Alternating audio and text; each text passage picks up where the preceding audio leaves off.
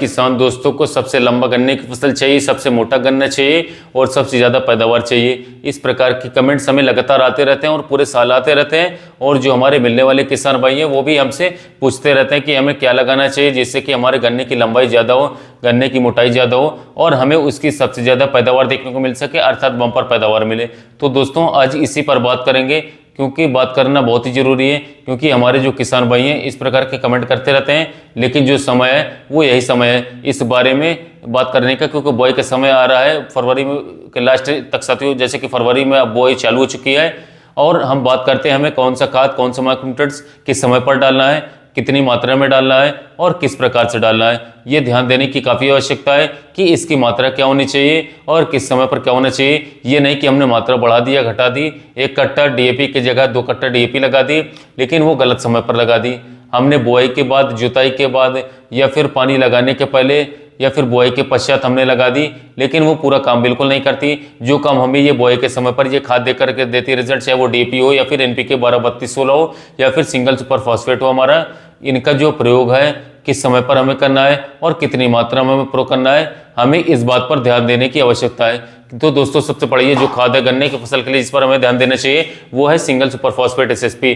साथियों हमें बुआई के समय पर इसका प्रयोग जरूर करना चाहिए और प्रति एकड़ के हिसाब से हमें 3 बैग लेना चाहिए और 1 बैग लेना चाहिए हमें यूरिया का, और इसके साथ साथ 25 से 30 किलोग्राम हमें लेना चाहिए एमओपी पोटाश। ये 1 एकड़ के लिए पर्याप्त डोज रहती है। यदि हम बुआई करते हैं डीएपी के साथ तो हमें 50 से 60 किलोग्राम प्रति एकड़ के हिसाब से डीएपी लेना चाहिए। और इस बात का ध्यान रखना चाहिए कि डीएपी जो हमें मिलानी है तो उसमें हमें पोटाश अवश्य मिला लेना चाहिए एमओपी, क्योंकि डीएपी में पोटाश नहीं होता है, इसमें नाइट्रोजन और फास्फोरस सिर्फ और सिर्फ होता है। नाइट्रोजन 18% होता है और 46% फास्फोरस होता है, और इसमें जो पोटाश की मात्रा होती है वो 0% होती है, अर्थात इसमें बिल्कुल भी पोटाश नहीं होता। तो इसमें पोटाश का मिलाना बहुत ही जरूरी हो जाता है, क्योंकि दोस्तों प्रति पोषक तत्व का अपना अलग अलग कार्य रहता है, काम रहता है। जो जब से जरूरी पोषक तत्व होते हैं वो नाइट्रोजन, फास्फोरस और पोटाश हमारा होता है। नाइट्रोजन का कार्य होता है जो पौधे की जो वेजिटेटिव ग्रोथ करनी होती है वो करवाता है, अर्थात शुरुआती जो वृद्धि होती है वो करवाता है।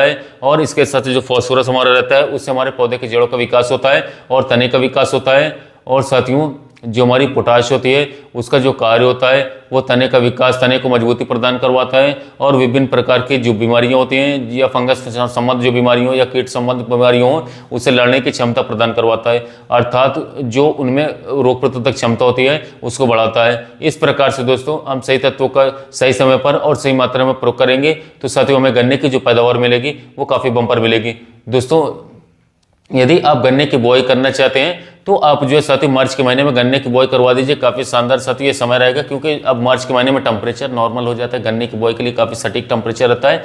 और इस समय पर यदि आप बुआई करना चाहते हैं तो आप एनपीके 12-32-16 ले लीजिए, काफ़ी अच्छा रहेगा। या फिर एनपीके 12-32-16 लेना चाहते हैं तो आप 50 से 60 किलोग्राम डीएपी ले लीजिए। डीएपी साथियों किसी भी फसल के लिए सबसे बेस्ट रहता है। हर किसान भाई कहते हैं एनपीके डालो या ये डालो वो डालो, पर आप डीएपी को प्रेफर कीजिए। डीएपी टॉप मोस्ट पर फर्टिलाइजर रहता है, थोड़ा महंगा रहता है पर अच्छा रिजल्ट रहता है। आप डीएपी साथियों 50 किलोग्राम से लेकर के 70 किलोग्राम अपने खेत की मिट्टी के अनुसार ले लीजिए। यदि आपका खेत ठीक ठाक है, ताकतदार है तो आप 50 से 60 किलोग्राम ही रख लीजिए। अगर खेत कमजोर है तो 70 किलोग्राम तक भी ले सकते हैं।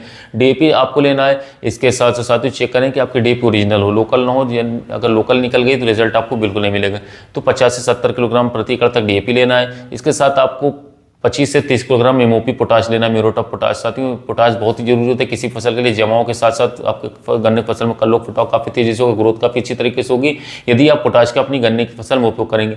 इसी के साथ साथियों आपको लेना होगा 15 से 20 किलोग्राम तक आप यारामिला कॉम्प्लेक्स को ले सकते हैं। साथियों आपका खर्च 1800 रुपये तक खर्च बढ़ जाएगा गन्ने की बुआई में, पर इसके बहुत ही तगड़े वाले रिजल्ट देखने को मिलेंगे यदि आप गन्ने की बुआई में इसको उपयोग कर लेते हैं। इसमें 12, 11, 18 फॉर्म में आपको नाइट्रोजन, फास्फोरस, पोटाश देखने को मिलता है। सल्फर, मैग्नीशियम की मात्रा देखने को मिलती है इसमें, और भी थोड़े थोड़े साथियों पोषक तत्व इसमें दिए गए। इसका यदि जो किसान भाई हमारे उपयोग कर लेते हैं तो उनकी गन्ने की फसल पूरे इलाके में सबसे हट करके चलती है, सबसे शानदार तरीके से ग्रोथ करती है, अच्छा विकास करवाती है। इसके साथ साथ कोई रोग बीमारी देखने को नहीं मिलता और जड़ों का विकास अच्छी तरीके से होता है, आगे चलकर उनको अच्छा खासा उत्पादन भी देखने को मिलता है। तो आपको मैंने 3 चीजें बता दी, इनको जरूर साथियों गन्ने की बुआई में उपयोग करना है। पहले तो हमारा डीएपी हो गया साथियों, इसे 50 से 70 किलोग्राम प्रति एकड़ खेत की अवस्था अनुसार। इसके अलावा साथियों दूसरा जो हमें लेना है इसमें एमओपी पोटाश 25 से 30 किलोग्राम प्रति एकड़ थर्ड जो हमें लेना है यारामिला कॉम्प्लेक्स साथियों 18 से 20 किलोग्राम प्रति एकड़। इन तीनों को आपस में साथियों मिला करके अपने खेतों में बिखराव करवा के अच्छी तरीके से फिर गन्ने की बुआई करवा देनी।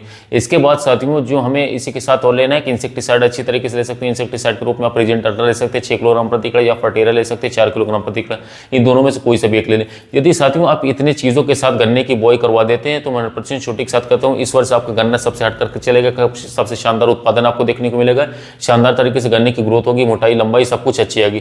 तो यह थी गन्ने की फसल में बुआई के बारे में जानकारी। वीडियो अच्छा लगा हो साथियों तो वीडियो को लाइक कीजिएगा, चैनल को सब्सक्राइब कीजिएगा। साथियों मिलते हैं नए वीडियो में नए टॉपिक के साथ।